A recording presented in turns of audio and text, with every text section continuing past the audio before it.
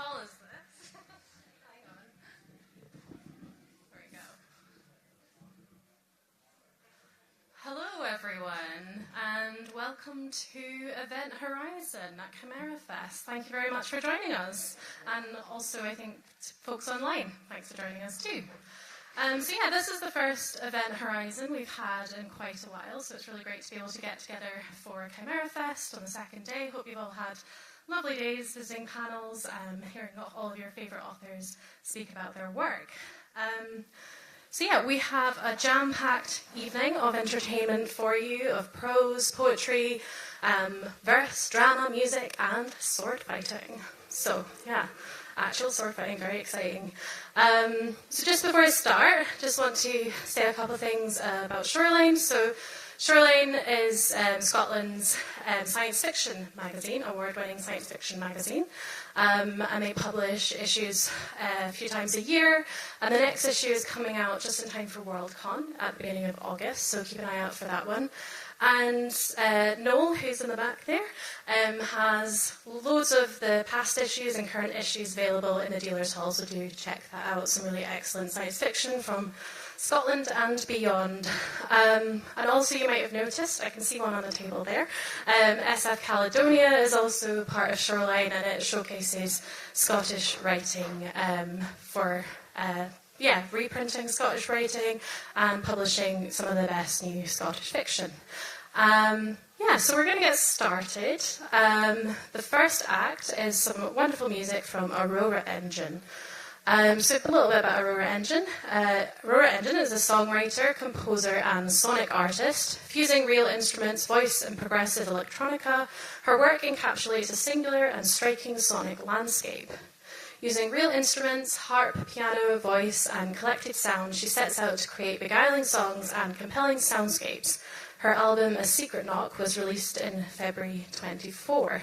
So yeah, please welcome Aurora Engine to the stage.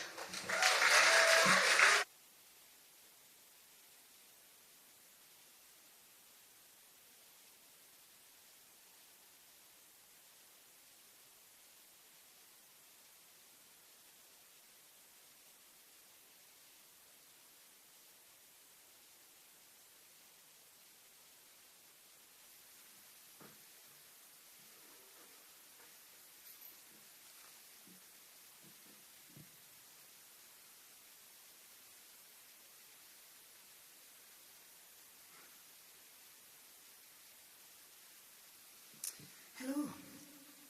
Thank you, Lyndsey, for that lovely intro, and thank you everyone for coming in on such a warm night to listen to some music in a very dark and warm room. I'm going to play a song for you now that is quite new. New as in I've been playing this night for quite a few years, and I don't think you've heard this one. And this is called Miniature Self, and it's about feeling small and about wanting to be a little bit bigger and take up a little bit more space in the world.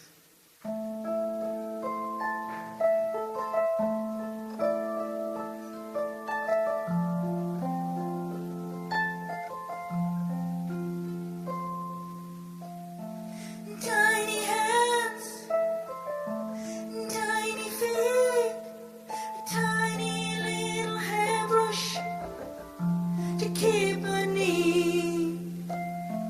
Tiny house, a tiny bed, a tiny little room for her to scream.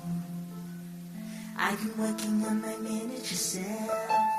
I've been cutting around my edge. I've been lacquering my face, keeping everything firmly in place. I've been working on my miniature self. I've been trying so hard to keep things small,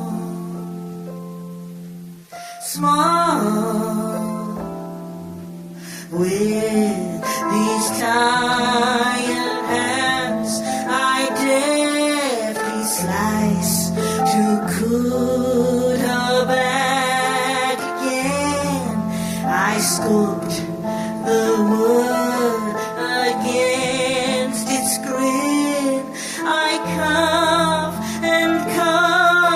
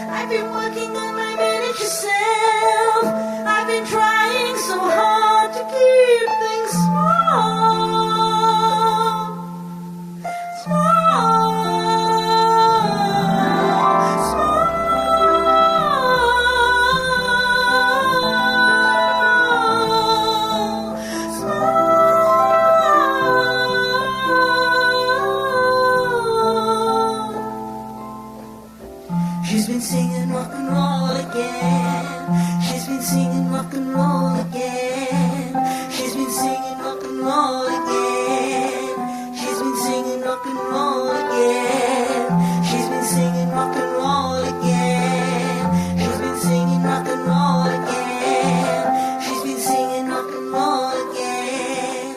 She's been singing rock and roll again. Just how big do you think she can get? Just how big do you think she can get? Just how big do you think she can get? Just how big do you think she can get? Just how big do you think she can get? Just how big?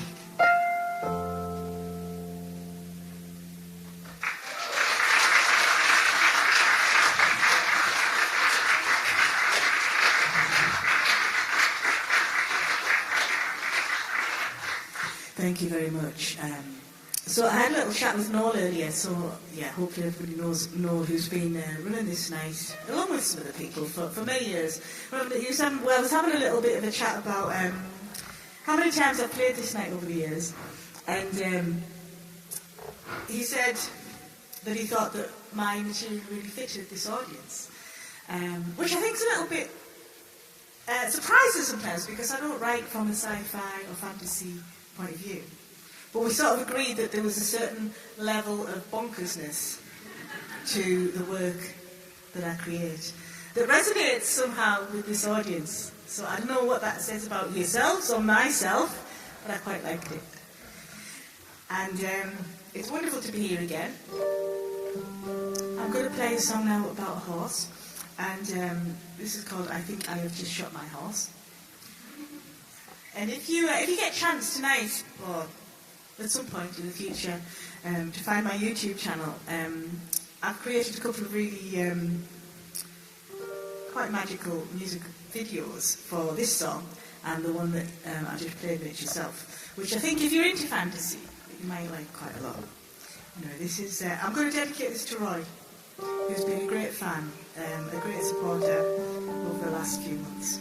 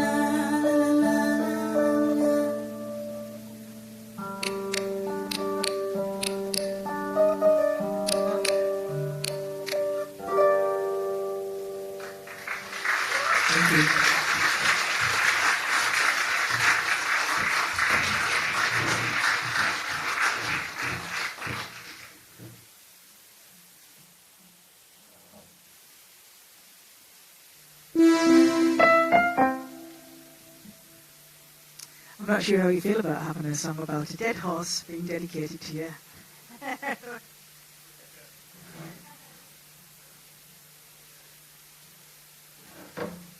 So I decided to bring both instruments with me tonight because I like to make my life as complicated as I possibly can.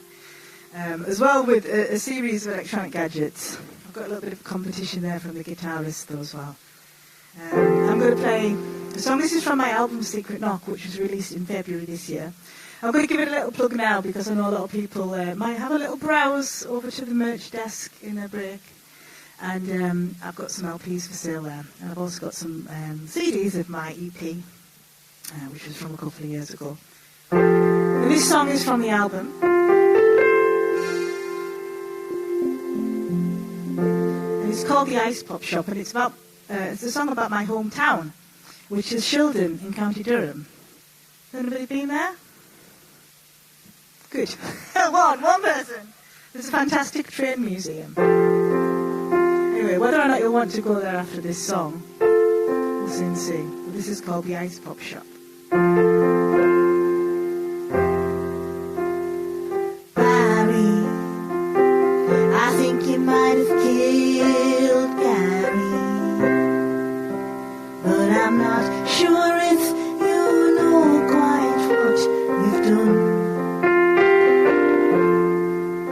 So next time you hit somebody with a bottle, just think he might have had a daughter who needed him that bit longer. Step into the ice pop shop. This could be your final show. The seats right by the dusty pictures, waiting for your soul. Step into the ice pop shop. This could be your final show. This chariot and memories and pricing guns and memories and memories. The dance team, they didn't even flicker. They turned around and got on with their game. So next time you look at yourself in the mirror, just think he might have had a daughter who needed him that bit longer. Step into the ice pop shop. This could be your final show. The seats right by the dusty beaches, waiting for your soul. Step into the ice pop shop. This is your final show. This chariot and memories and pricing guns and memories and memories. It is crazy. It's crazy. The last face you'll ever see. Used to sell him comics and screwballs and strawberry laces. It's now holding his hands and saying a prayer.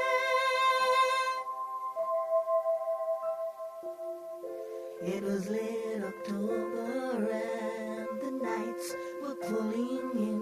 I couldn't tell what time it was by the light seeping through the window as he lay in a pool of his own love, surrounded by cornettos. Soleros, anything they could find to take the pain away.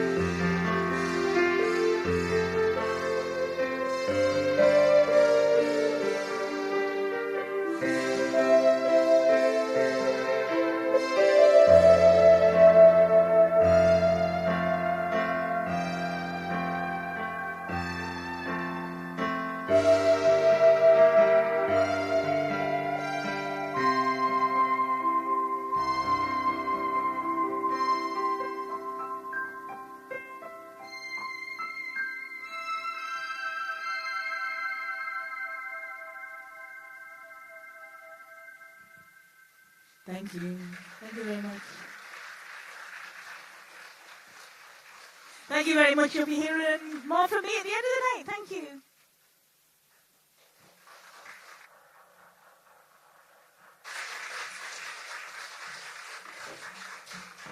Thank you. Wasn't that absolutely brilliant? I always feel like I'm kind of in a very lovely dream when I listen to your music. So that was great. And we'll be having more songs later on from Aurora Engine. So yeah, please another big round of applause. Thank you.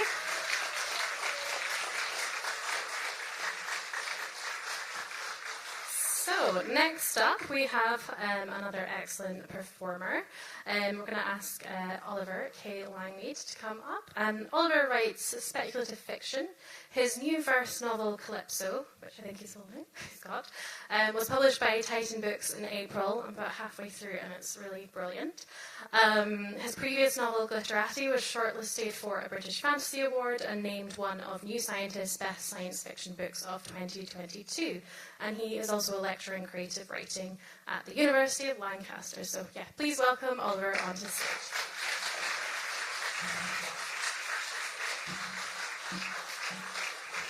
Hello. This microphone, yeah, I can make do with this. It's a little bit low me, but as you can see my face. Sure, thank you.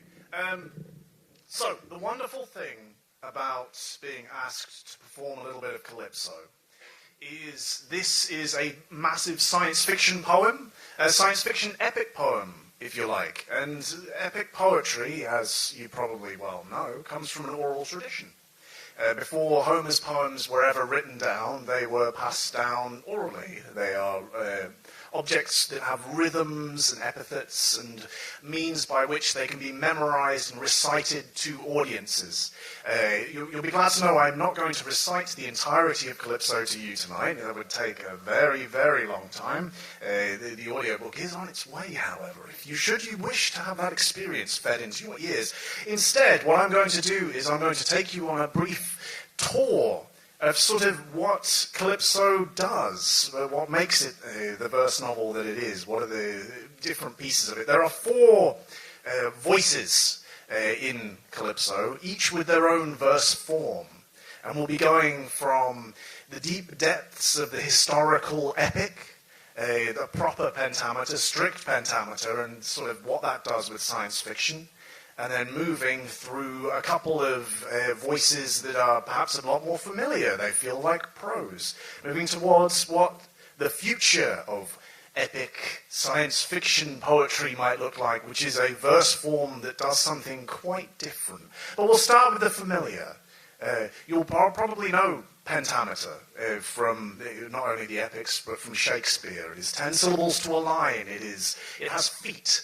It has syllabic stresses that do very particular things and make it sound a very particular way. Strict pentameter makes it sound epic, grandiose, and that's where we'll start. It will also sound a bit archaic. This is the opening to the Herald.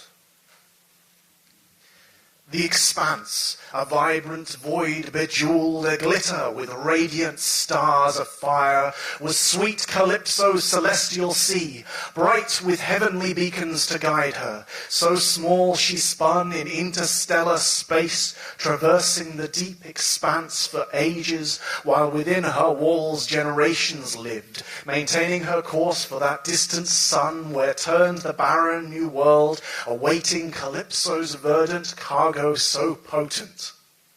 Yes, that was 10 lines about a generation ship in strict pentameter, so what you would expect from an epic poem. However, going from that historical sort of take on what the epic poem can be, we move forward to something a bit more contemporary. Something that is at the core of this poem, and it makes it a lot easier to read. As you can imagine, trying to read an entire poetry of that a poem written that way, quite difficult these days. So what I did was, for the protagonist of this book, the main, our main voice of it, I used an odd kind of pentameter. I broke the rules. You're not allowed to do this. I took the feet out. So I severed them clean off. No, the syllabic stresses have been removed in lieu of letting the protagonist's voice come through, and it makes it feel a lot more like prose. And yet, every single line of this is still 10 syllables long, and it's in stanzas of 4. See if you can pick up on the rhythm. It's a lot subtler. This is the opening to the book. The Calypso, our generation ship, is arriving at a new world to terraform it, or will be soon. The Calypso is a grand cathedral. When the sun is out, a hollow eclipse, and after dark, a glittering circlet, crowning the dark heavens, crowning the stars. She is ordinary to my children, another satellite like our bright moon. They were born and raised beneath her shadow, and they will feel her absence when she leaves. Benson collects patterned, coloured pebbles, ordering and categorising them by which he judges worthy of keeping and taking home as precious mementos. Kira creates castles in the gold sand, digging rivers and moats for the warm sea, washing in waves over her feet and hands, erasing her fledgling kingdoms quickly. I tell them to be careful, to stay close, to make sure they avoid the jellyfish, and let me know if they need more sunscreen. All the things I think a mother should say. I will never see my children again, at least in this life. I will leave them soon. I will sleep, and when next I awaken, they will have lived their lives and passed away. This holiday to the Caribbean is my way of trying to fix myself in their memories, so that when they die, they will know to wait for me in heaven. I have been blessed enough to give birth twice, and now I must pass that blessing along. When I wake next, I will be a midwife, because the Calypso is expecting. The Calypso will soon be a mother. She is ready and expecting to birth skies and rivers and trees and animals. The Calypso will birth a whole new world. And that's the core of the poem, the terraforming narrative that this character, Rochelle, delivers. There are, however, 2 other characters, and one of them does something quite interesting. Instead of using 10 syllables to a line, I extended it to 12 to give him more of a grandiose voice. And you would be surprised at how much adding an extra 2 syllables a line adds or does to the voice of a character. So let me find you a little bit and read you some right now. So this is Sigmund. Sigmund is the mastermind behind the Calypso. He's the one putting together this terraforming expedition. And here is a bit of his backstory, as you might like. Some of his inspiration for wanting to go beyond our solar system and start somewhere new. See if you can hear what the extra 2 syllables a line does to his verse. Admire the young man who is named Arthur Sigmund. The quickest journey to Mars takes about 6 months, and most prefer to spend it in a numb stasis, vegetating in one of the shuttle's gardens. Sometimes Arthur visits them, watches their eyes twitch. It is a crude kind of stasis, a waste of a life. Their minds switch to standby while their bodies decay. Arthur has decided to spend the months reading, and though the shuttle's archives are almost endless, he prefers the paperbacks in the library, well-thumbed relics, mostly read by the elderly. His university has funded this voyage, an education in geoengineering, but there is little on the subject to be found. Instead, he has become absorbed in the classics, the great epics, the Odyssey and Iliad. There are 4 different translations of the former to be found on board, and he is comparing them, making charts to plot different interpretations that resemble stellar maps, or curves between points. The first voyages to survey Mars took decades, Arthur knows, and those people were true pioneers. The red planet was still a real red wilderness, and their struggle was a true Homeric struggle. None of them wasted away in a crude stasis, forced to choose between boredom or a long coma. As the long voyage proceeds, Arthur grows restless. He is excited to set foot on Martian soil, to breathe Martian air and drink fresh Martian water. His preoccupation with the ancient classics has raised his expectations about the New World.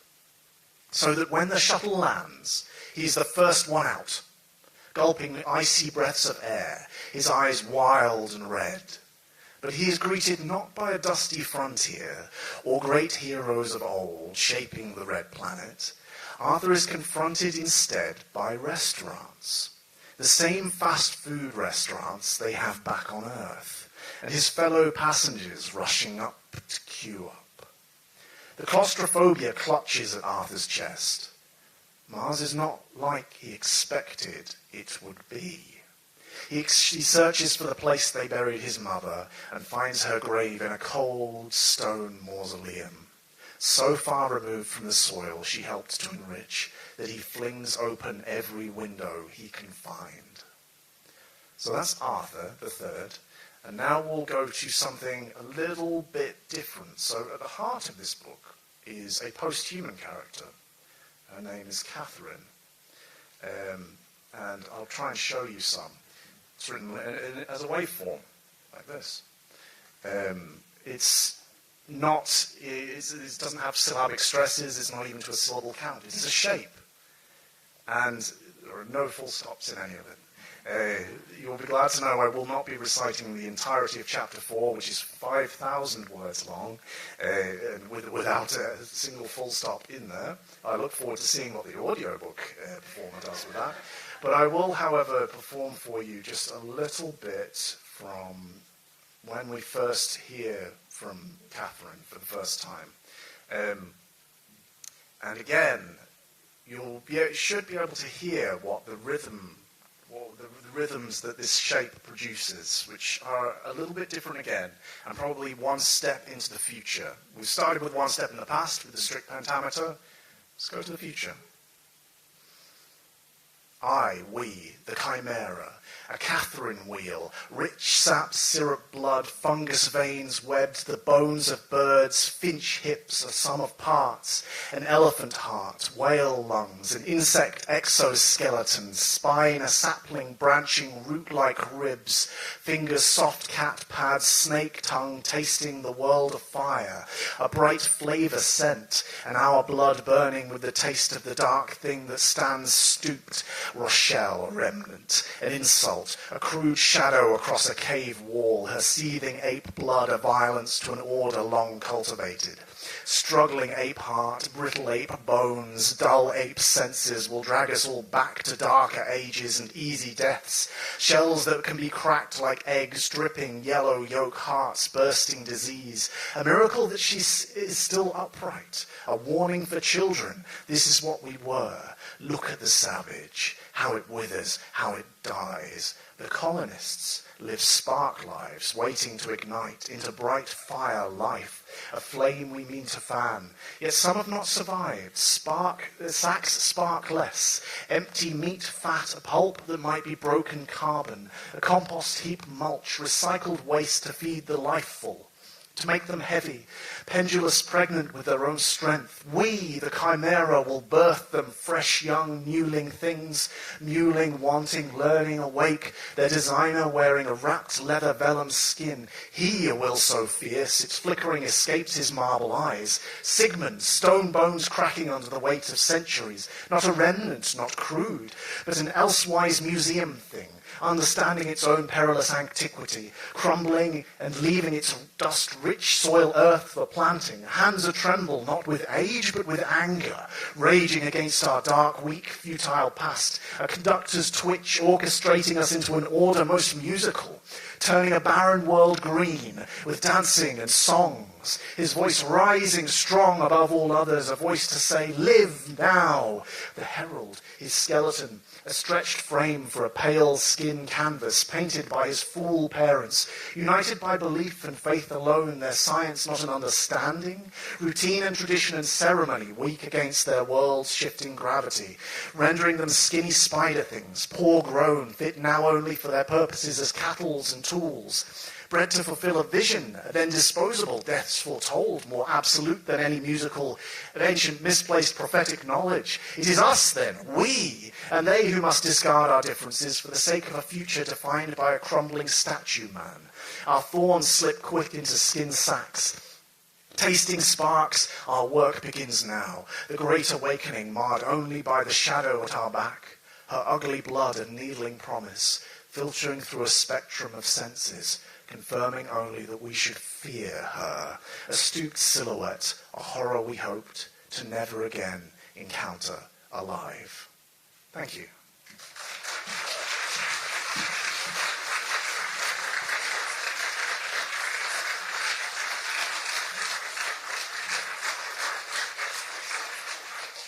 Before I go, you can buy this in Blackwell's, by the way. No, I mean, you just sing it in mind.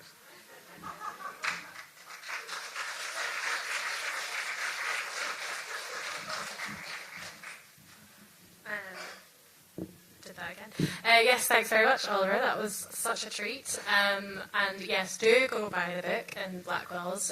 It's an absolutely brilliant one. I love books that experiment with form. And yeah, do check it out. Sorry, I'm going to put this down because I'm not going to remember it. There you go. Our next performer is another prose writer. So Teika Marija Smits is a Midlands-based freelance editor and the author of the short story collections Umbilical from Yukon Press and Waterlore from Black Shuck Books, as well as the poetry pamphlet Russian Doll from Indigo Dreams Publishing. And she's also a fan of all things fae and is delighted by the fact that Teika means fairy tale in Latvian. That's very cool. So yeah, please welcome Teika to the stage.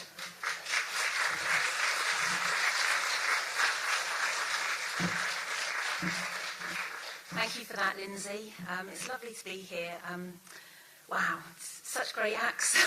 I'm not sure I can keep going, but yeah. So as Lyndsey said already, thank you very much for that introduction. I'm a prose writer, but I do write poetry as well. I have a particular interest in science fiction with a fairy tale twist or mythological twist. So my collection, Umbilical, has got science fiction, fantasy and horror in it, and I draw on various references to fairy tales or mythology or folklore. So if you are interested in that, I know that Noel's got a couple of copies at the back, so do have a look if you'd like to know more. I'm just going to read a very short flash fiction piece, and it's called ATU 334 The Wise. And why I've particularly chosen this is because it was actually a runner-up in the inaugural Shoreline of Infinity short story competition as judged by Pippa Goldschmidt and the much-missed Eric Brown. And it was also included in issue 10 of Shoreline of Infinity, and it meant a lot to me to have it be chosen as a runner-up by Shoreline Infinity. I've been a big fan of Shoreline Infinity for ages, and I just think Noel and the team do such great work. So thank you very much for inviting me here. So this is ATU 334 The Wise.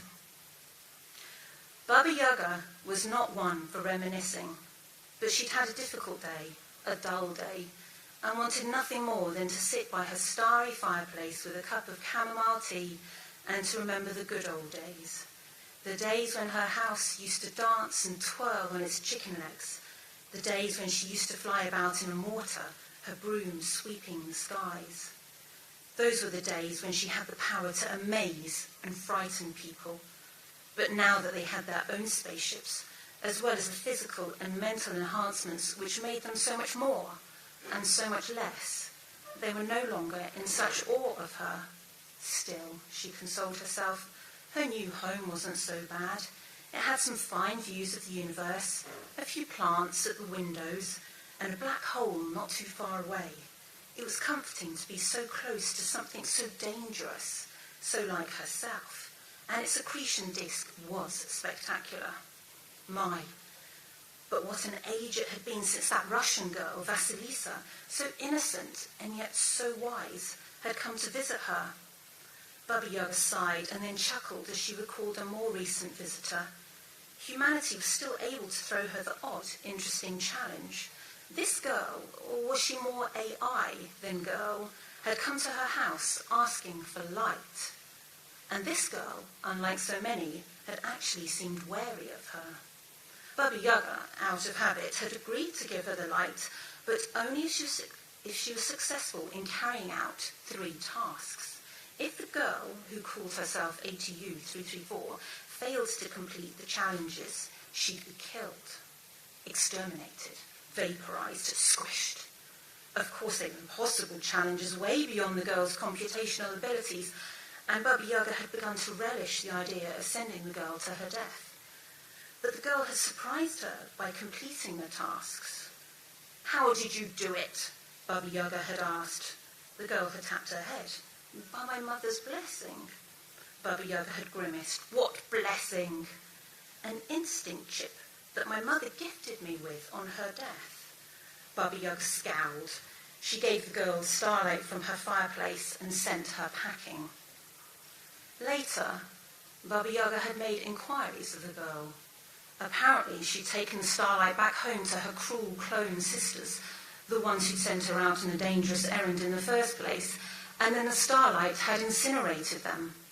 The girl, wise enough not to mess with a growing star, had thrown it up into the heavens, where it quickly drew a system of planets towards it. Baba Yaga sighed, sipped a little more tea. She shook her head, muttered, "Instinct chips. Whatever next?" Right on cue, there came a knock at the door. Baba Yaga grinned. Thank you very much.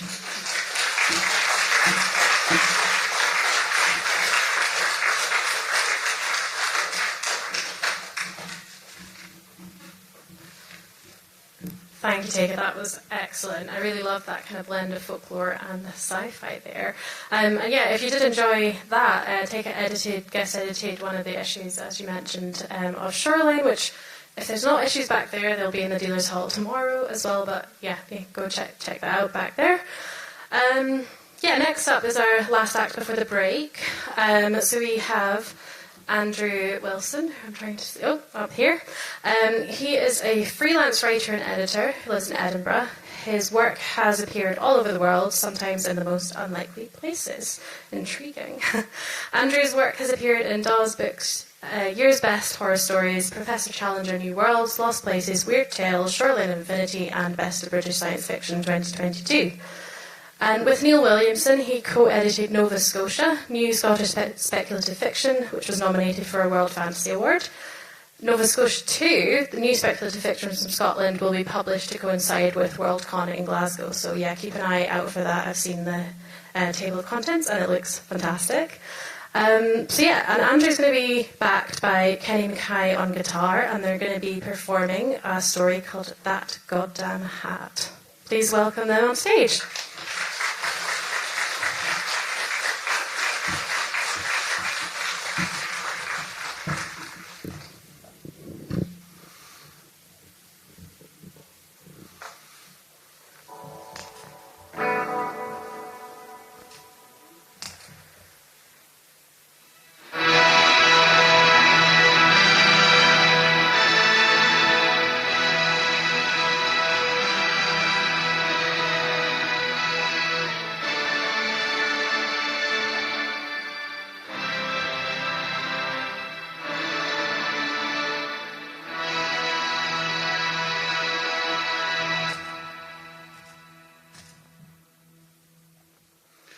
Nobody liked the half-breed. If anything, the Redskins hated him even more than the white folks. There were posters nailed up in sheriff's offices throughout the territories calling for Jonah Thundercloud to be brought in, dead or alive, but the Indians just wanted him dead. Jonah's father was a Sioux medicine man with a fearsome reputation, but his mama was the one who really jinxed him. She was supposed to have been a witch woman who came west from the Appalachians, but there were some who said that she'd holed up in those mountains after she escaped from the Salem witch trials 200 years ago. God knows how old she really was, but folks swore she never looked a day over 21 in her whole accursed life. Now, the thing is, this isn't a tale about Jonah. I only saw him once, and that was when he died. This is the story of his goddamn hat. It was an ugly, floppy thing that seemed to have a life of its own. His parents had given it to him when he'd been cast out of his tribe.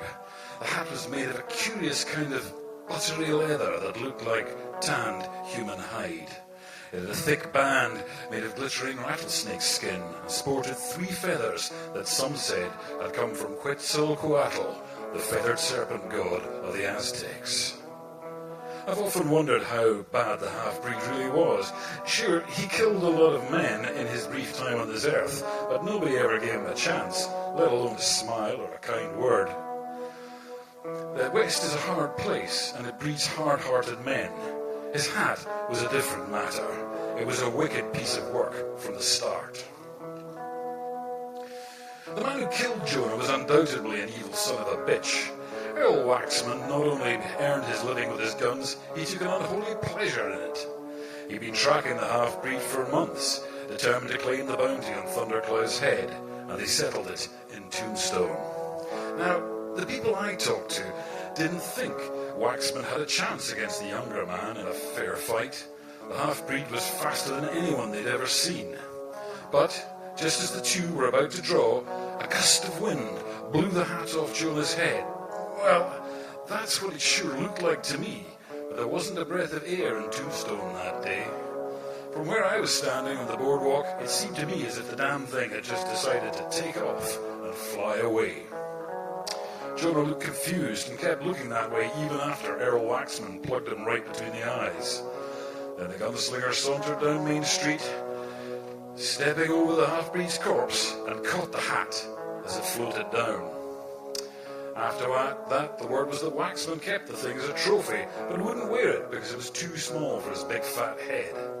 The funny thing was, the hat fitted him well enough a few weeks later, so either it had stretched or his noggin had shrunk.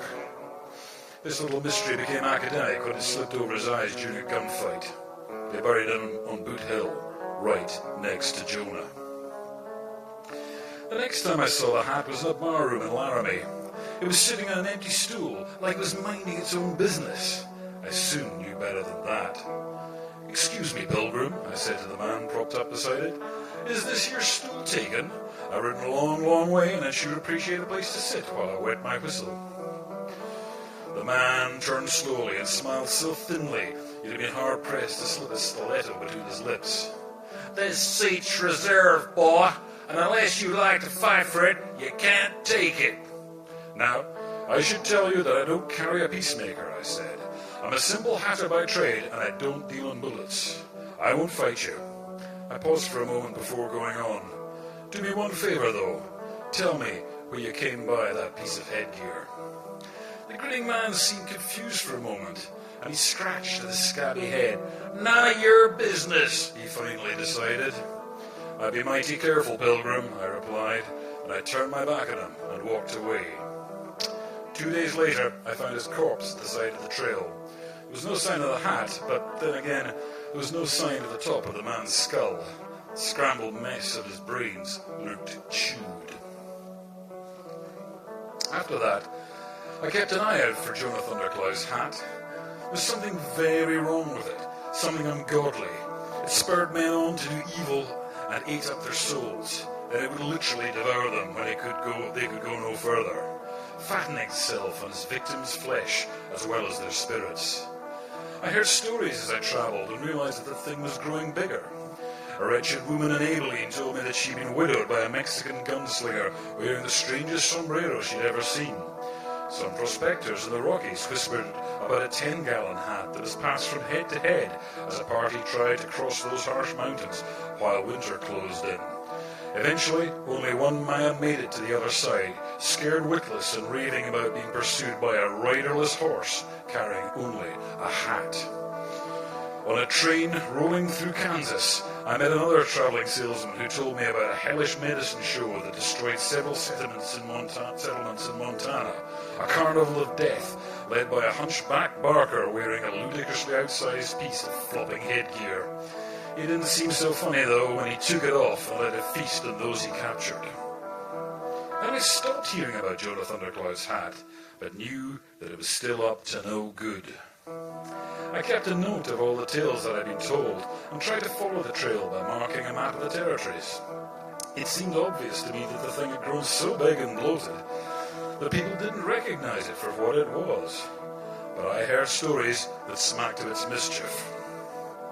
There was the one about a posse caught in a sandstorm in New Mexico who found a strange teepee made of butter-coloured leather in the desert.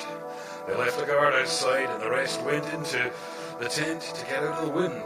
Not one of them came out, but the sand turned scarlet under the teepee's rippling rim and the sentry fled right back into the storm. I did what I could to warn people, but it was too tall a tale for most to swallow whole. So I determined it was up to me to track the thing down for once and for all.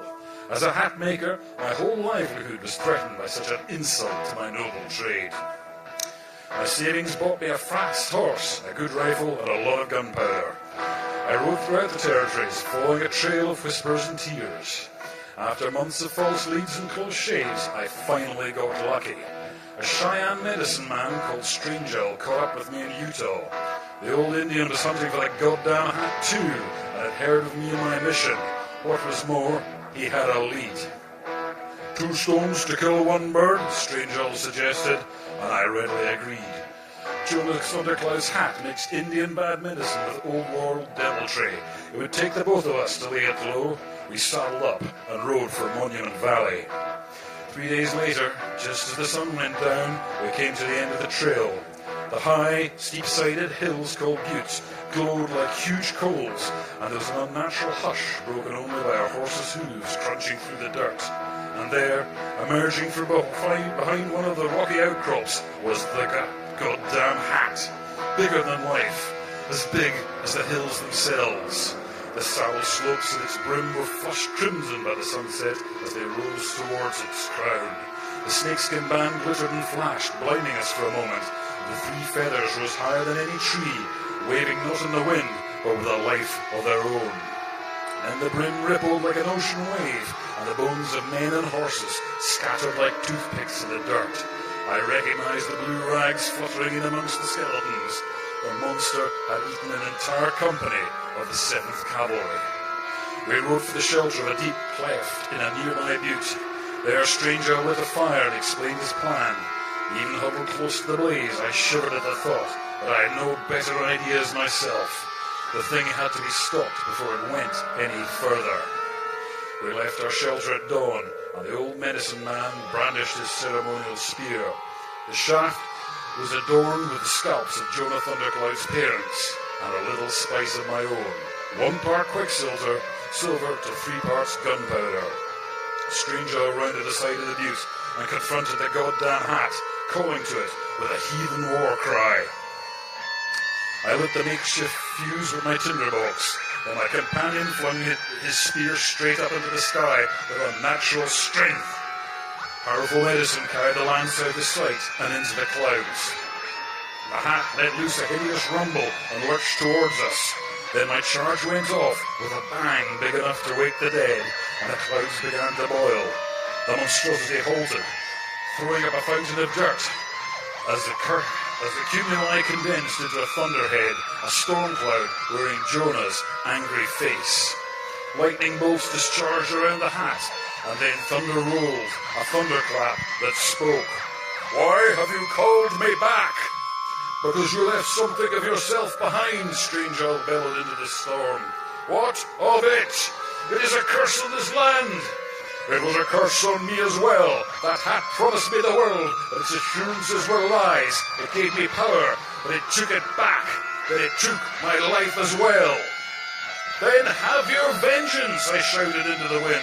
"In the name of the Heavenly Father, or the Great Spirit, in the names of the folk it is destroyed, or simply yourself." And the black cloud seemed to smile. Lightning forked and split again, as the thunderhead scribbled a great electrical body into being. Then 2 vast crackling hands reached out, clasping the crisping flesh of the hat, and Jonah donned his headgear for the final time. Stranger and I watched as Thundercloud's ghost stalked off into the south, his screaming hat burning on his billowing head, and his lightning bolt legs leaving smoking tracks behind him. Now, some folks say that the mercury I use in my trade has addled my brains, and that they'll eat their hats if this tale is true.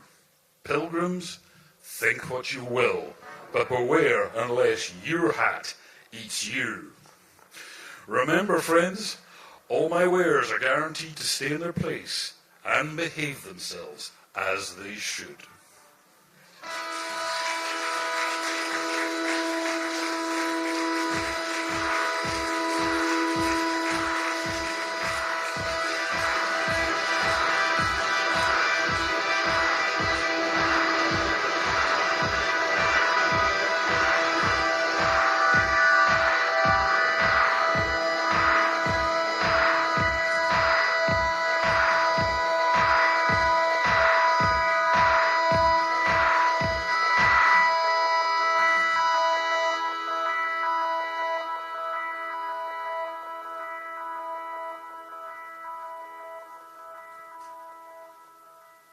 Ladies and gentlemen, Mr. Kenny MacKay.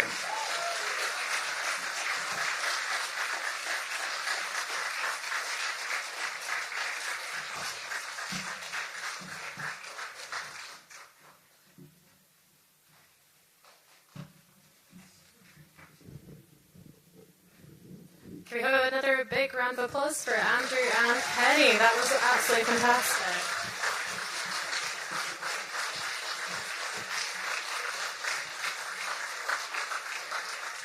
See, it's great. We've had a real good range of different stories and genres in this first half, so we're soon going to be moving on to the break. Just a reminder to check out the Shoreline table in the corner at the break, and also just a shout out to the Cymera Fest silent auction. There's a QR code, I can't see because I think it's just there, the lights are in my face, but there's a QR code you can scan, and there's a ton of really exciting things that you can bid on throughout the next week, all online, so please do check that out. Just quickly before we go to the break, we will be welcoming the Duellists Society onto this area. So we're going to ask the front tables if you can make sure your drinks and any belongings are moved away, because we are going to move the tables to the side for the performance, and then afterwards we'll put things back and you can get your seats back at the front if that's all right. But yeah, we've got 15 minutes, so grab a drink at the bar, check out the table, and we'll be back here shortly. Thank you.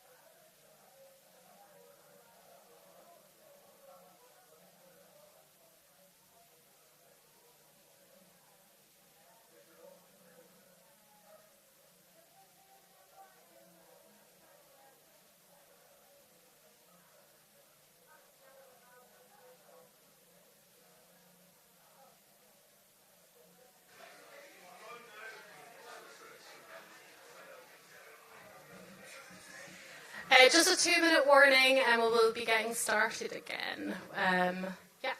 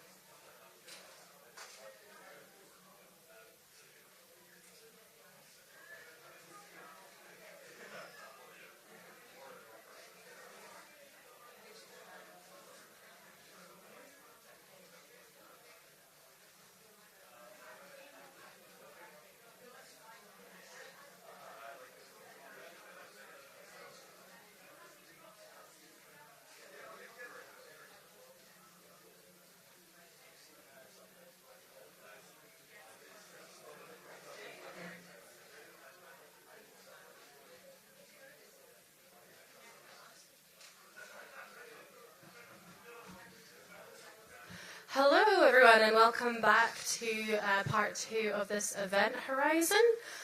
So yeah, we've got a real treat for you now. I don't know if an event Horizon has ever had live sword fighting. No? Is this the first time? Second time! Sorry guys. I wasn't there. Well, welcome back to the Dawn Duelist Society. They are a historic European martial arts group that recreates and practices the combat systems of ages past. Tonight's display team is Jack Fraser, Kat Ferguson, Rose Jones, and Kai Ashe. Thank you. Yeah, so please welcome them. And yeah, we're fully insured, so we're good.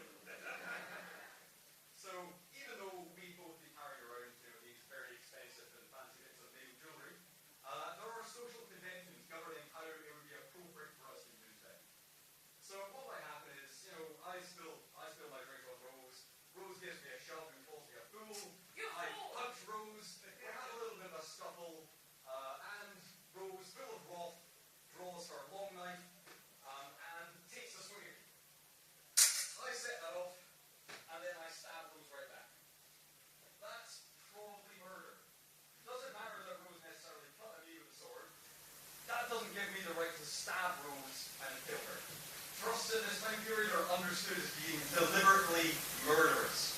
Thrusts are very dangerous, and those kind of generally understood by people. If I stab Rose, that means I meant to kill her.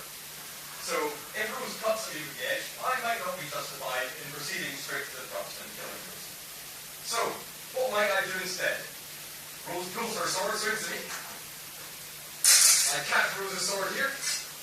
I spring out, and I strike her to the head. Bonk. With the flat of the messer. So, flat of the knife. So I go with my kind of least lethal option.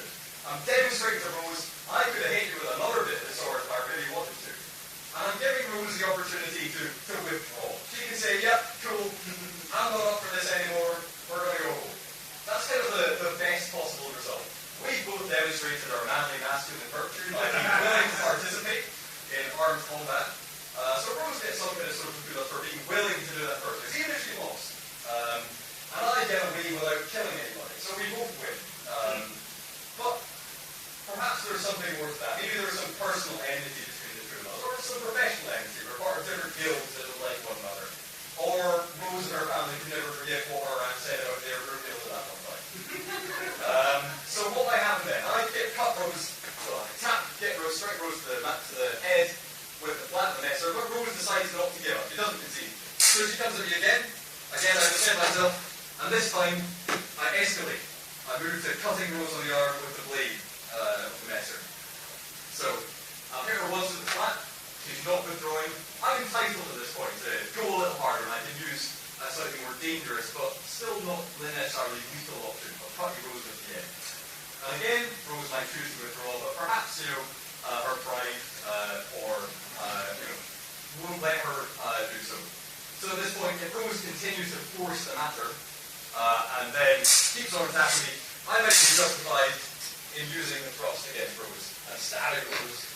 And at that point, I have a fairly strong self-defense argument in favor. I was like, look, I used the flat, I used the edge, my opponent still would concede, so I was forced to defend myself by using the point.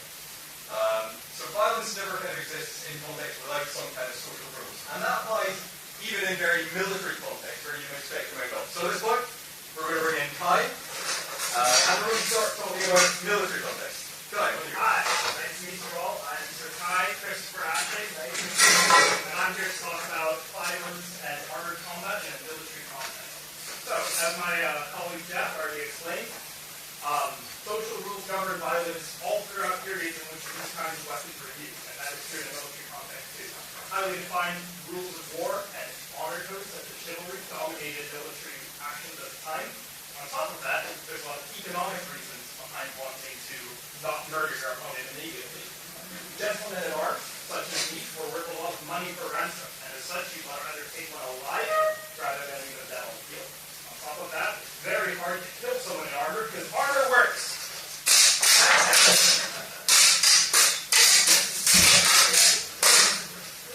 Quite proven. I want to get that tin can off my head for the rest of this and talk about the actual techniques that they use to actually defeat a man in an armor session. So, plates are invulnerable to cuts. Mail is really hard to get through with a jamming thrust. As such, you need to use pretty creative methods to try and deal with an armored opponent. One such is pack swording. You grab your sword like a makeshift spear or dagger and drive the point home into a gap in the armor to wound your opponent. It's probably not going to kill them, but it's going to annoy them a lot. Another such tactic you can use is using your sword as a makeshift bludgeon. More strong. Fuck! Right. And then, finally, you can use your weapon as a sort of makeshift grappling device to try to wrestle your opponent for control. Now, we're going to demonstrate a few ways in which an armored fight reacts. One such example is Jack might use his weapon to wrestle me to the ground. So, I thrust at Jack, puts it offline. Oh, and now he throws me using the counterweight of his sword and his feet to drop me to the ground. We're not going to drop me, actually, because I'm sure that they like this sport. But imagine for a moment that Jack could drop me on the ground. I'm going to get knee on belly, hit in the ground, throw his own dagger, if I don't have my own, and ask him if he'd like to consider conceding the fight. I yield, monsieur. I am worth 100 florins per round. Oh, fantastic. Also, no, it is actually quite easy to get up wearing armor. Don't really it takes some practice, but it is very cool. Right. Another such example of a way in which Jack's defeating an armor is by exploiting a major weak point in the armor. So, I might thrust at Jack. Jack might set it off, and he might try to go low. Uh-oh, my chivalric manhood is stricken. How shall I produce any heirs now? As such, at this point, Jack is going to be a gentleman and offer me a heal for his benefit. Yeah. Use all your cash. 100 florins! My God, man! Right? Now, one third very simple way in which Jack might take me out is by just bashing me on the head until I'm sleeping on the ground. I might thrust at Jack, he might turn off. Now I'm unconscious on the field, and his squire can collect me around him later. Anyways, I am Sir Kai Ashe, and that is armed and armored combat in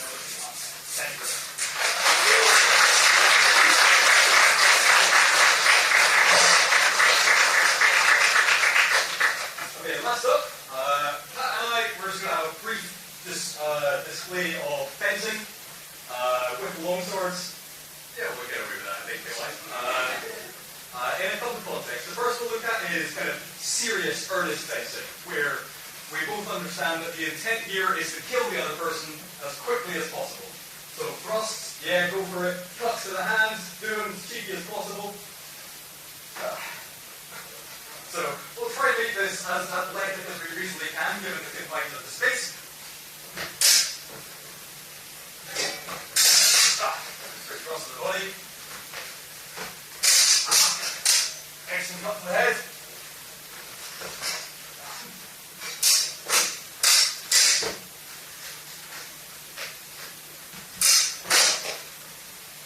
Stage cuts to the head, I'd rather be.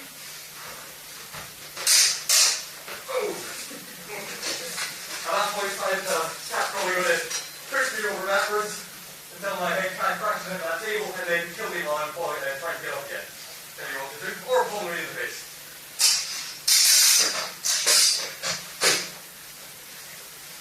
Okay, artist fencing. The important thing here is this is a fight. And fights are messy. We're probably both going to get injured if we're really going at it. The important part is making sure the other guy dies first, and your injuries are trivial in comparison. If I can land a thrust straight into his chest, and in return I receive a minor cut to my ribs or my hands, that's probably not a bad result. Sort of dangerous. Okay, let's do a couple where we're doing kind of playful, sporty fencing. We're probably going to beat and thrust, but only kind of from a bind on the sword. We're not going to try and cut one another in the hands because maybe we're artisans, we're going to keep working with them. So it's kind of a little bit more playful, a little bit more kind of expressive.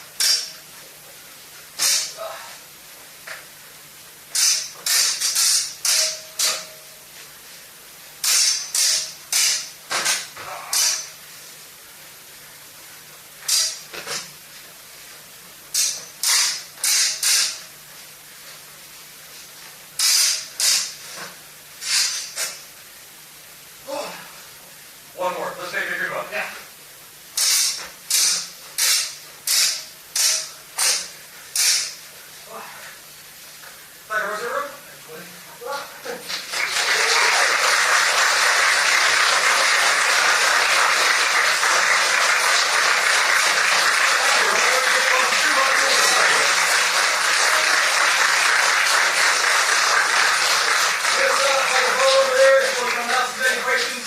It's very hard to make us stop from our swords, so thank you.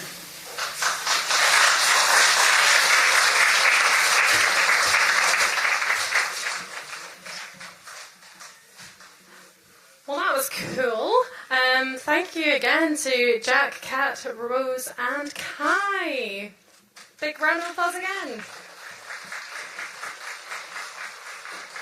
Okay, so next up, we have a bit of an exciting Shoreline Cymera business in that we're going to officially announce the winner of the Cymera Fest Prize for Speculative Fiction.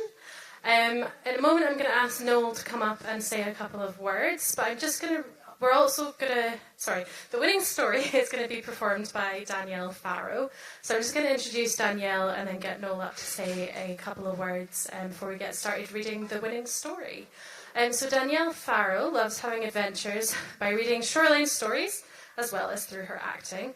In this year's Fringe, she will be playing caricatures. Danielle has appeared in 2 multi-award-winning digital series and is the creator of Invocation, a Shakespearean horror. If you'd like to know more, see daniellefarrow.com or chat to Danielle directly. She likes that. I'm just going to invite Noel up. He is the co-founder of Shoreline of Infinity and was the head judge for the Cymera Fest Prize for Speculative Fiction. On you go.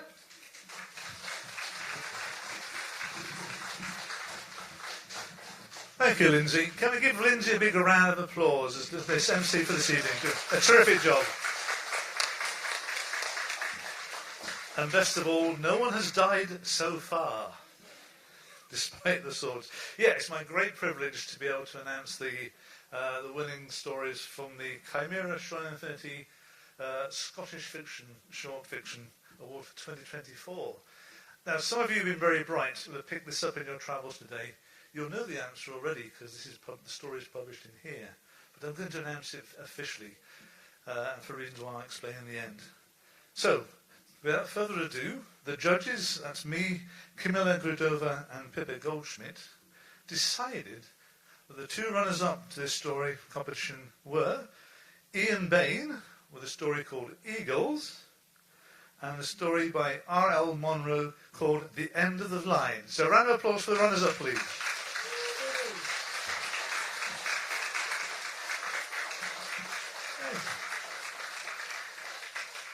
And I have no idea if Ian is in the audience, but R.L. Monroe is sitting over there. Give us a wave, R.L.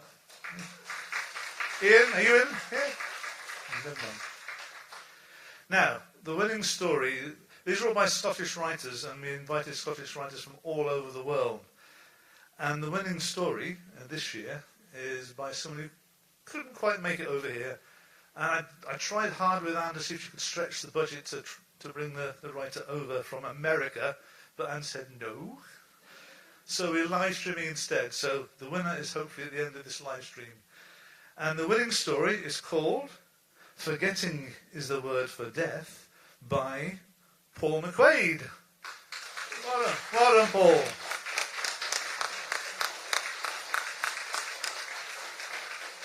Excellent. And it's a cracking story. If you've read it already, you'll know that. But the magic is coming up shortly, because one of my favourite story readers is going to perform next, already introduced by Lyndsey. So can I welcome to the stage Danielle Farrow, please. How are you? Does that seem right to people? Yay? One answer. Anyone else want to answer? How are you doing? Good night? Yay. Brilliant night. And I have the privilege of reading, I can get this into the light, Forgetting is Their Word for Death by Paul McQuaid. Translation recovered from site 18554, Pressmenon Wood. No copy of original found. Most likely machine translation. An awakening is no small thing. So many mechanisms move and shift to put the mind in place, say here, now, this moment.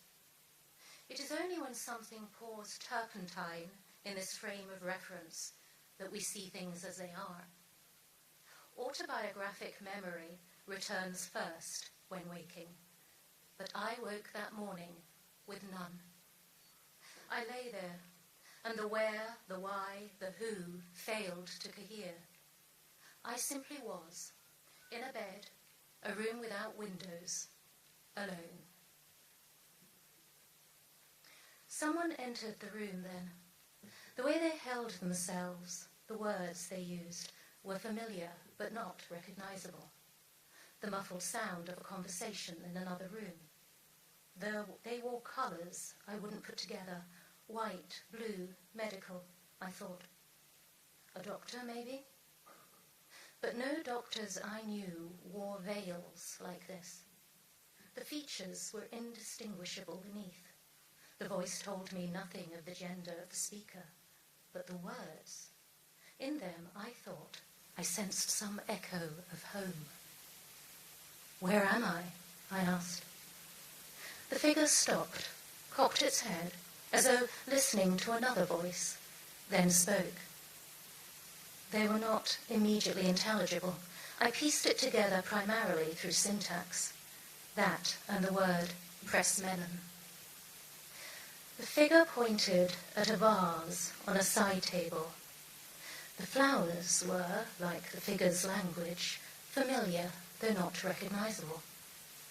Some blue flowers may have been bluebells, but were far too large. Primrose and sprigs of larch, but again distorted. Scale variegation in colour. It was not just that they were wrong. That would have been easier.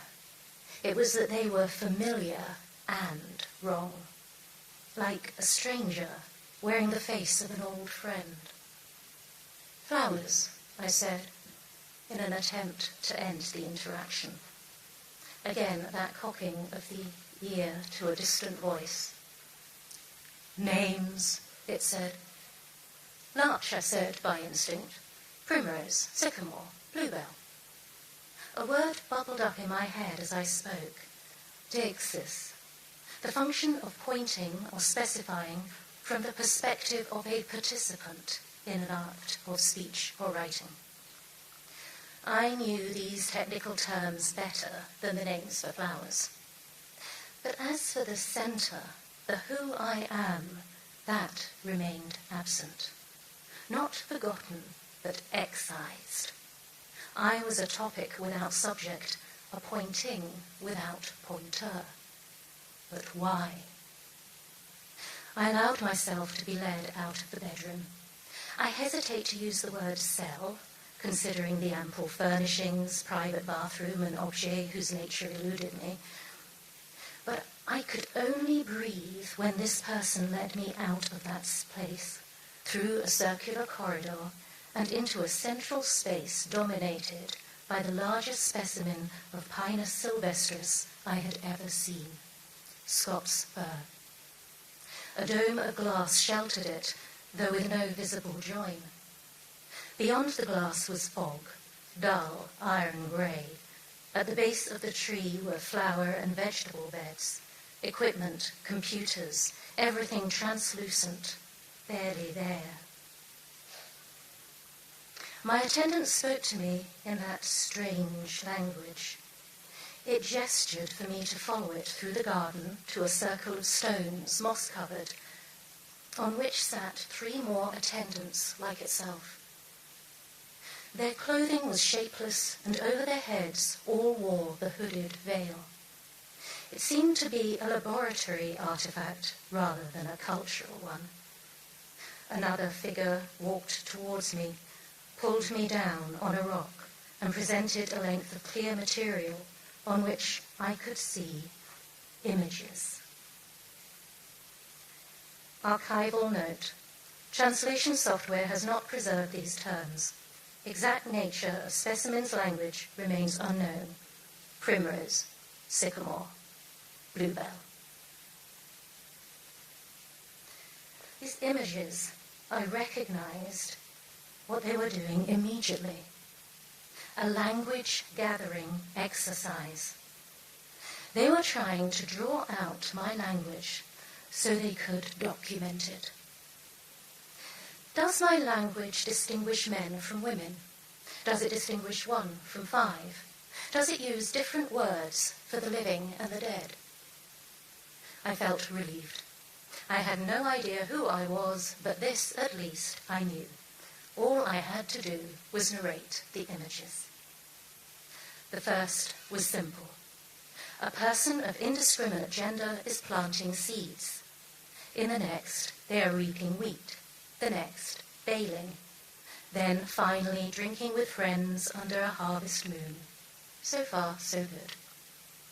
There was a sphere, a planet, suspended in a substance that didn't look like the blackness of space, but the same grey as the fog outside. I tried my best to explain what I saw. In the next, a tear across the planet's surface. Something was emerging from it. This proved much harder. When I struggled, one of the researchers leaned forward and said, "Monster, evil." Archival note 2. No record of this field study has been found. I nodded. I understood now. I did not tell them that it looked from a different angle, like germination. Next slide. Something evil was born, I said. It destroyed everything. Next slide. This is what is left. I looked in dismay at an image of a dome, in the centre of which was a Scots fir. Understand now, the one who had spoken before said, in my language. More, another said. What's outside this place? I asked, pointing to the fog. They looked at each other. Then one answered. Forgetting, they said. I was taken to the storyboards multiple times. They kept me there in that room and then led me away. The light remained constantly dimmed in the rooms and bright in the garden. I could not think of it in circadian rhythm. I asked to leave the cell. I asked for food. They brought me tea, dishes that might be small cakes but denser, savoury and vegetal. They ignored my requests for autonomy. The most they'd give me was the word calibrating.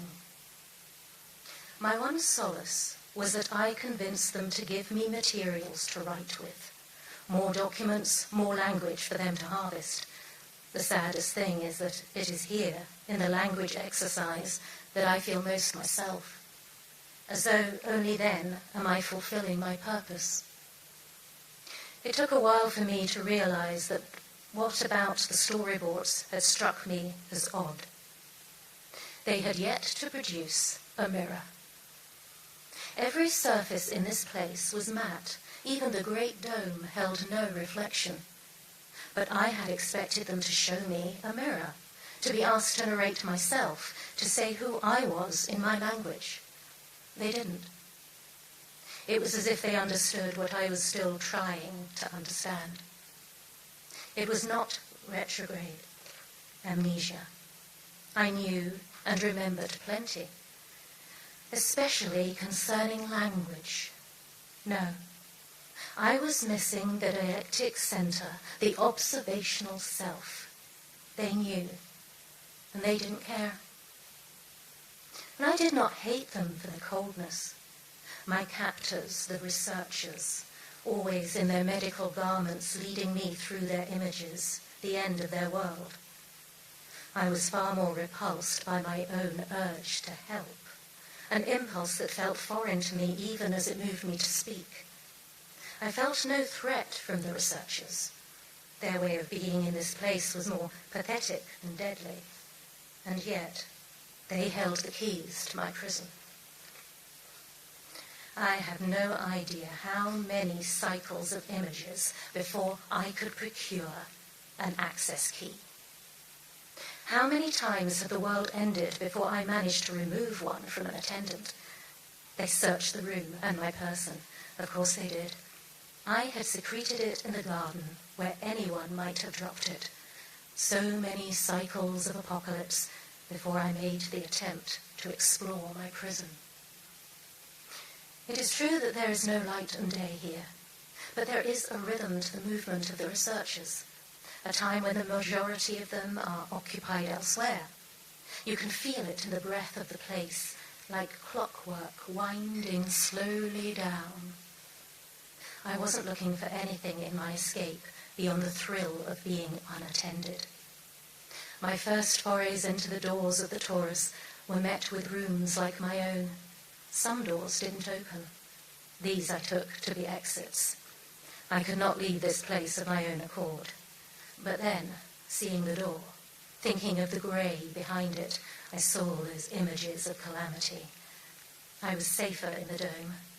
There was nothing outside but forgetting. An uninspiring labyrinth.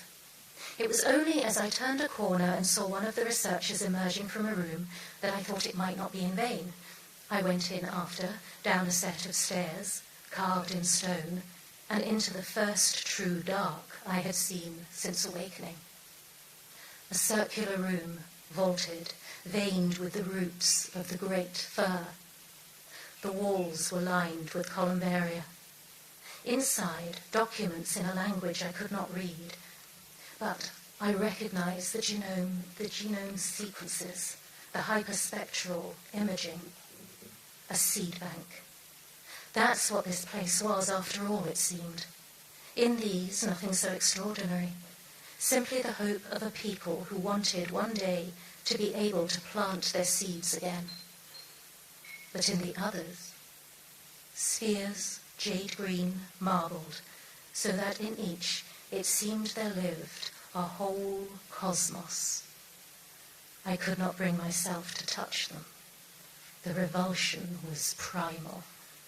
My organs spoke to me. To touch them would be to violate something older than law. I left them, not quite understanding why or what they were, until I came across a columbarium with a hollow sphere.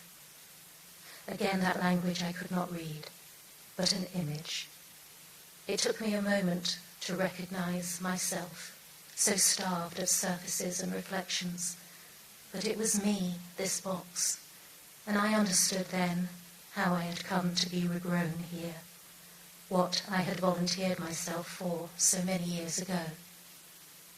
I was a repository of data, a kind of hard drive made out of a person.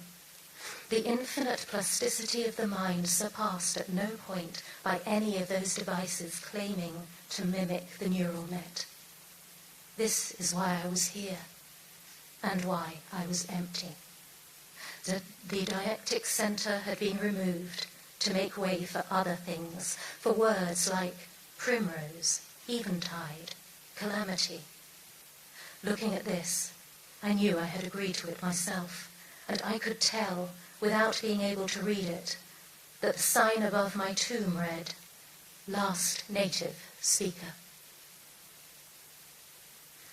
I made my way back without incident. I cannot adequately detail what I felt. Lonely, yes. The weight of the realization that I was the last of my own people. But my sadness was not for me. A small part, yes, but the greater was for them. For the researchers, the conservationists, my captors, my resurrectionists. I understood them more, working with them, knowing the seed bank, the repository, all the souls they kept in this place. They are waiting for the day when what they have conserved will be of use. It is clear that they brought me back, if I can call it that, as part of that mission. Only they have forgotten what it is they were trying to save. They cannot even name their loss. They want me to walk the garden and give them the names for all the things they have forgotten now. They have no ghosts to haunt them. They have no pain to feel. They are a people cut off from everything that made them a people. They live. They are life forms. They remember their purpose, maybe, though that seems instinct now more than anything.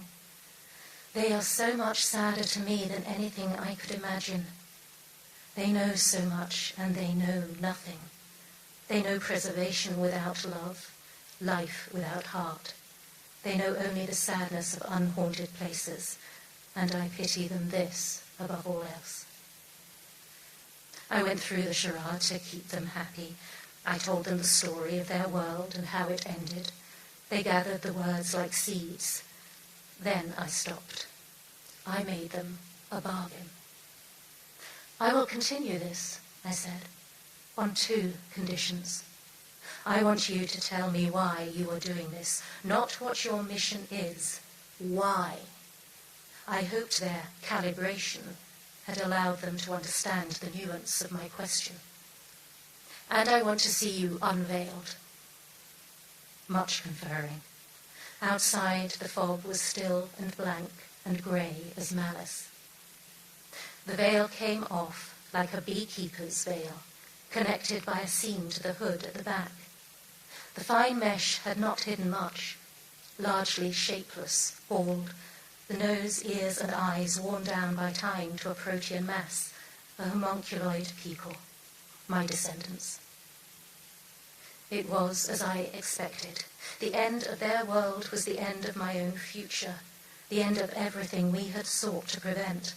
And yet we had saved a part of a part of a part. Was that enough? Looking at the shapeless face, it did not seem to be. My attendant placed their hands on mine and drew me to look at the dome and the fog. This was its answer to the question, why? Forgetting, it said. I tried my best not to cry. I admire them, and I loathe them, the researchers. They save, and they save, and they save, and they do not know why or for whom, or what it might mean to save something for the love of it. They know only life. They think life itself is enough.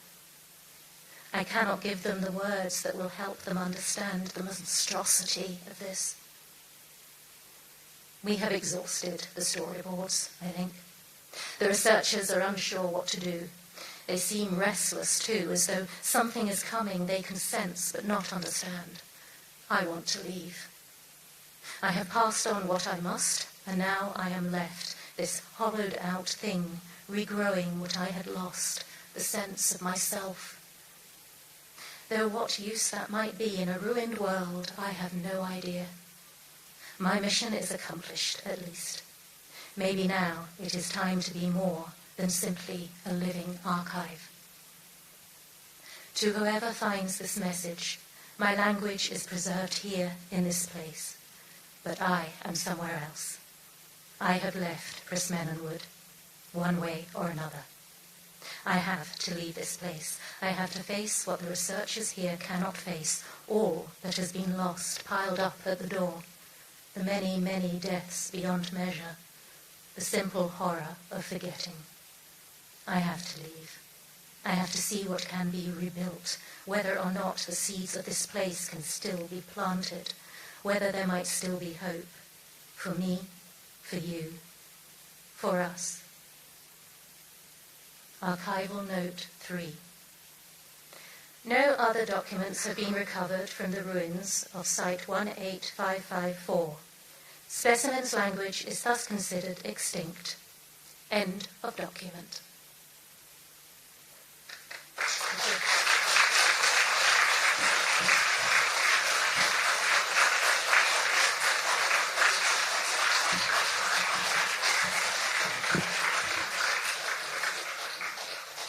Wow, that was a fantastic story, really moving. And just a reminder, you can read that again in Hold Up, SF Caledonia, which you can find around Cymera Fest, so do check that out.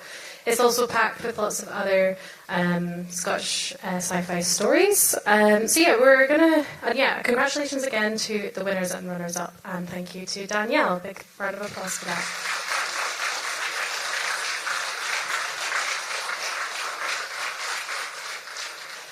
So we're going to have some more music from Aurora Engine shortly, but just want to say a few thanks before then. So first, a big thanks to Anne and the Cymera team for welcoming us to the festival for the Event Horizon. It's always such a great event, and as a writer based in Edinburgh, it's great to have a local festival to go to. So yeah, thanks to Anne and the team and all the volunteers. And thanks also to Noel for putting this much of this event together. Noel's over there.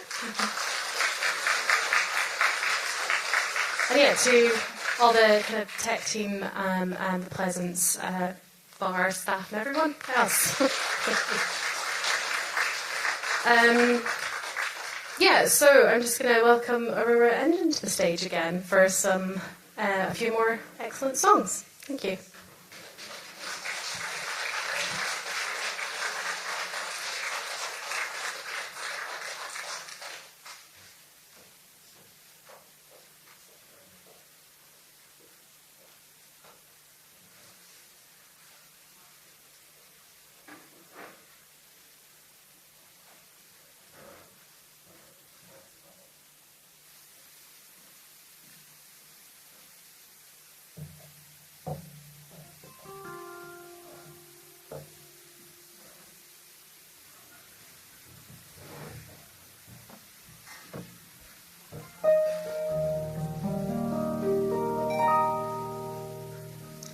So one thing about harps is that they don't really like the heat.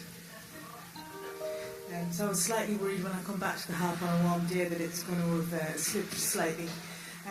In Scotland, that's not normally an issue, because obviously it's really warm. So when it is slightly warm, they just go a bit haywire. Anyway, we're good. This song is called I Sentinel.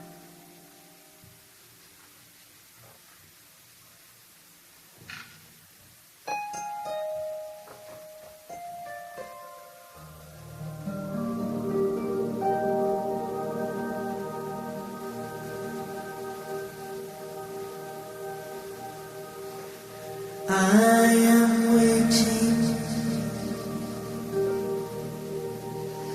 for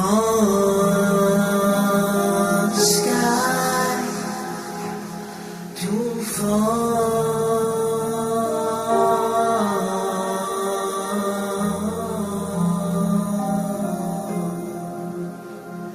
I've been waiting for 50 years, keeping my eyes on its ebb and flow, but still it reigns over me, charging me with its gusts and blows. My watch is meticulous.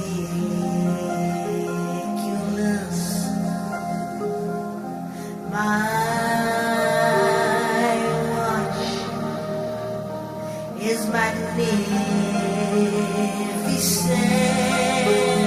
I see the stars of above. I see them trembling, and I see their dust.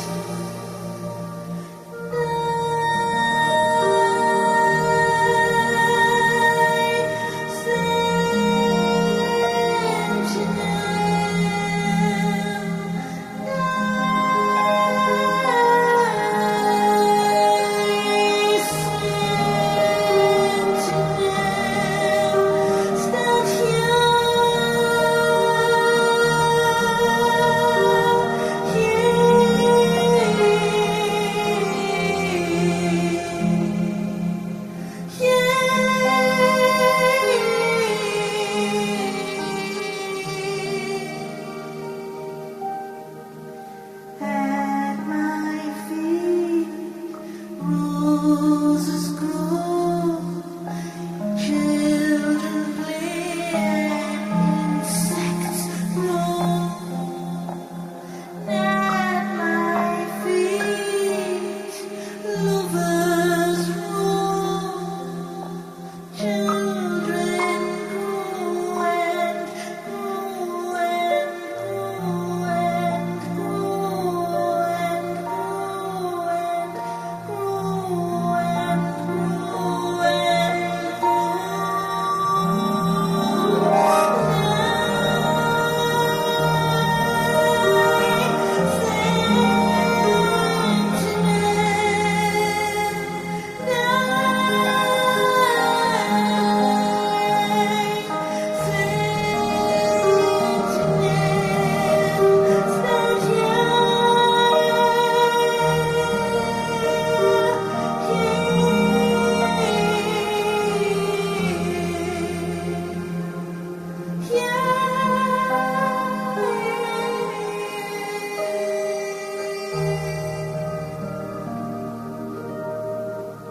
One day I look down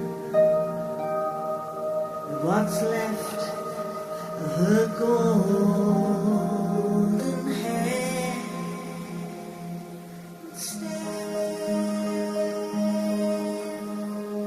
and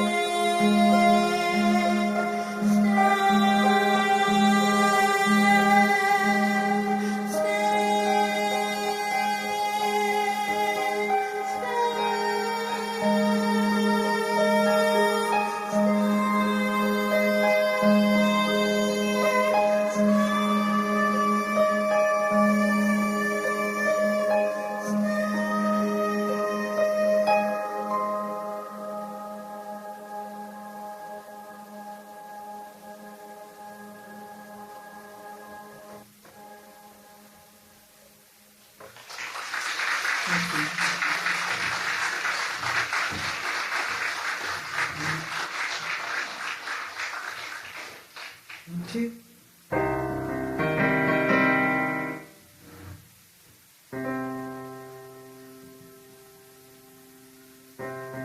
This song's called Roxy Rider, and it's about a porn star.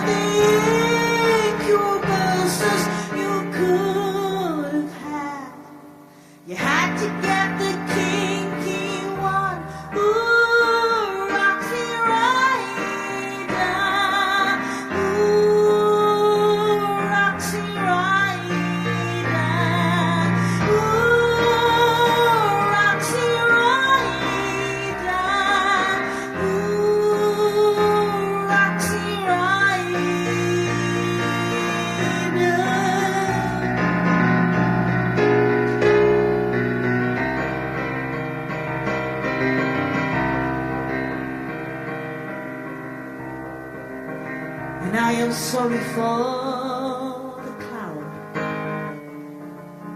and I am sorry for the lace, and I am sorry for the pistol, and I am sorry for the grass they made you eat, and I am sorry for the things they made you wear, and I am sorry for the dentist's chair. Do you know where it hurts? Do you know where it hurts? Ooh, Roxy Rider. Ooh, Roxy Rider. Ooh, Roxy Rider. Ooh, Roxy Rider.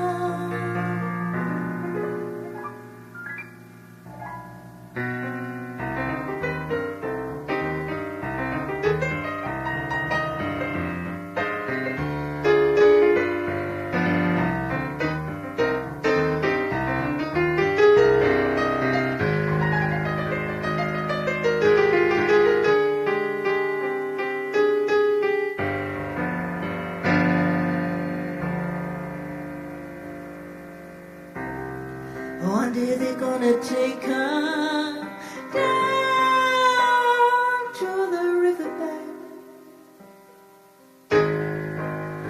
with their camera crews and their beds. They're gonna put flowers in her hair and set fire to her PVC.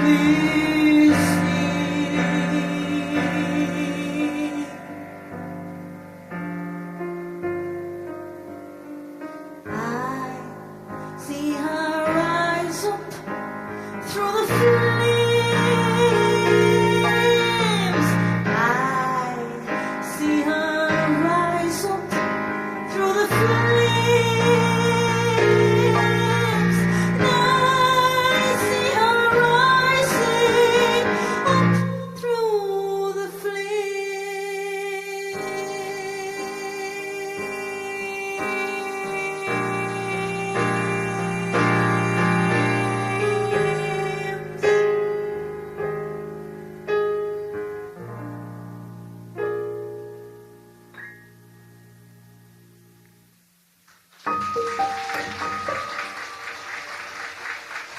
Thank you very much. Thank you very much. A big thanks to Lyndsey for hosting tonight. It's been lovely, and for obviously to Noel for organising everything, and for inviting me back again. Thank you so much. It's been a lovely night. It would be great to get your support in some way if you have enjoyed my music tonight. Obviously, you can do that by buying a record, but there's lots of other ways to support if you're not able to do that. Obviously, there is the dreaded social media. But it's lovely to have some support on there. And also, if you don't have a vinyl player, if you don't have a record player, you can also find me on Bandcamp and Spotify and all of those haunts. And I've got a series of gigs coming up over the summer, so hopefully you can find me across town. I'm going to play a song now that is, this is also on my album. It's called Louder in the Dark. So I really enjoy experimenting with sounds and collecting sounds as part of my work. And I'm not a great lover of electric pianos, just because they don't have that richness of an acoustic piano. So what I decided to do was to sample my own piano at home and create lots of different sounds using putting pins in the instrument to create these really sort of bell-like tones. And I also put tape on the piano to create a series of harmonics, and then decided to bring them on tour with me. And you know when you start something and you think this is a great idea, and then you realise that there's 88 keys. So I've brought the fruits of my labour tonight, and this is all the sounds that I'm using are collected from my piano. And this is called Louder in the Dark. Thank you.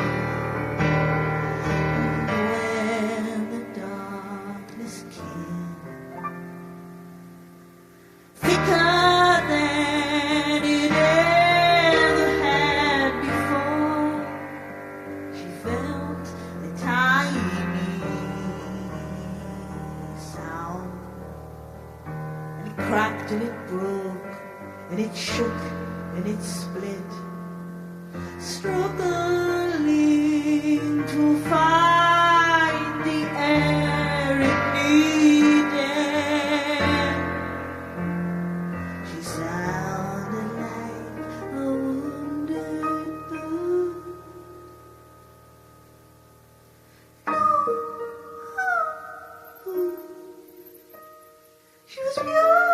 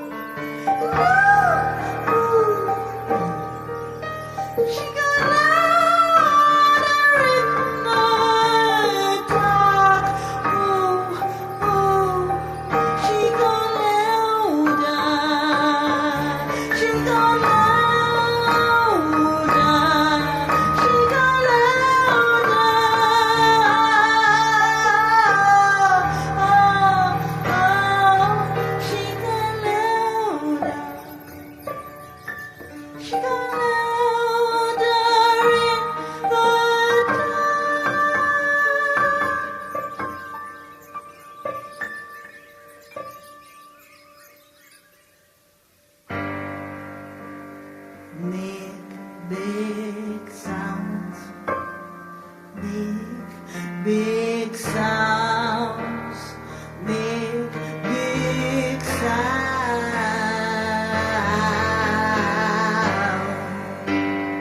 Make big sounds. Make big sounds. Make big sounds.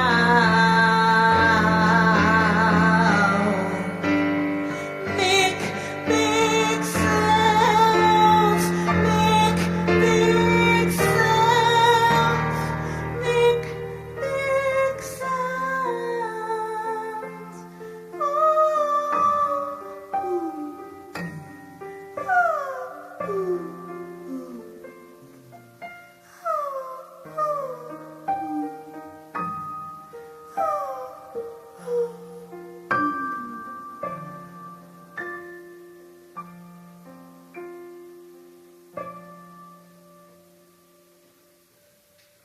Thank you. Thank you very much.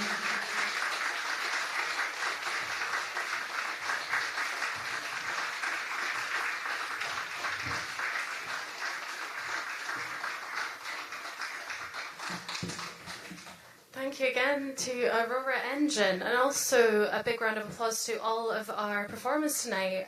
Aurora Engine, Oliver K. Langmead, Teika Marija Smits, Andrew Wilson, Kenny MacKay, Storytelling with Swords with the Dawn Duellists Society, Jack, Kat, Rose and Kai, and Danielle Farrow reading the winning story from Paul McQuaid. So another big round of applause.